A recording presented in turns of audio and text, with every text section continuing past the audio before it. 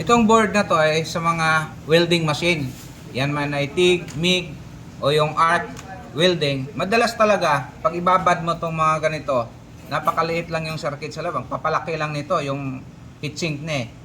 So kung ibabad mo to ng husto, diba, ubusin mo yung isang rod, ikakating mo. Sigurado yan, di magtatagal, bibigay din yan. Kasi ito, talagang pang babarang trabaho, hindi niya kaya eh. Maganda lang to pag nag-DIY ka, may mga konting ano ka lang, ihinang, pwede. So ano bang madalas nasisira pagka ito ay nababad? Ito lang oh. So itong mga output na to, yan, ito. Yung output na yan, yung IGBT ang tawag niyan. Yun yung nagdadrive nitong transformer na to.